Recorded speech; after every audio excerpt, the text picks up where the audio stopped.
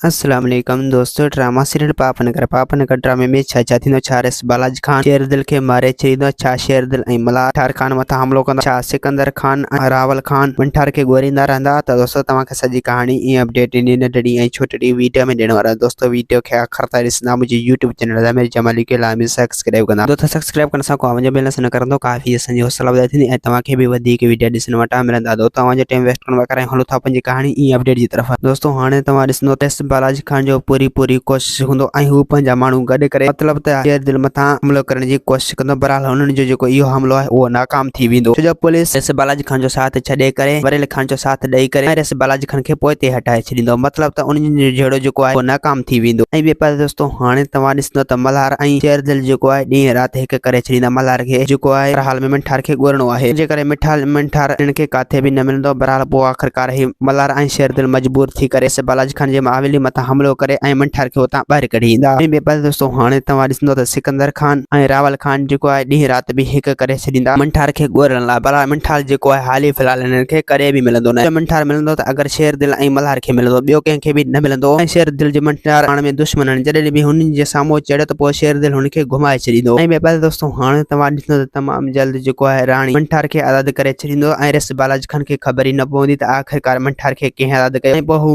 मुंशी मथां कावड़ियल हूंदो ऐं मुंशी खे दाबा ऐं दड़कारींदो। मुंशी खे तव्हां तो इहो सुठो न आहे कयो ऐं पोइ मजबूर थी करे मुंशी जे मथां गोली हलाए छॾींदो। मुंशी चवंदो त बाबा साईं मूं इहे कॾहिं बि न आहे कयो, न ही मूं मंठार खे आज़ादु कयो। रेस बालाजी खान चवंदो मुंशी मूंखे इहा ख़बर आहे त तूं मंठार सां ॿधल हो ऐं तूं मंठार जो साथारी हो ऐं उन जे करे तो मंठार जो हर हाल में साथ पे ॾिनो। इहा मूंखे पूरी पक आहे त तूं मंठार जो माण्हू आहीं। ऐं ॿिए पासे दोस्तों हाणे तव्हां ॾिसंदो त मिठल खान जेको आहे उहो मल्हार खे साफ़ चई छॾियो त हाणे जेको आहे राबेल तुंहिंजी अमानत आहे, तोखे जॾहिं वणे तूं उन सां शादी करे सघीं थो। इन ॻाल्हि खे यादि रखजांइ। दोस्तों उम्मीद आहे कहाणी आई हूंदी। तव्हांखे पसंदि असांखे ॾींदा। हाणे इजाज़त, वरी तव्हां सां मिलंदासीं कि नई वीडियो में। जसी ताईं पंहिंजो ख्यालु रखंदा। ख़ुदा हाफ़िज़।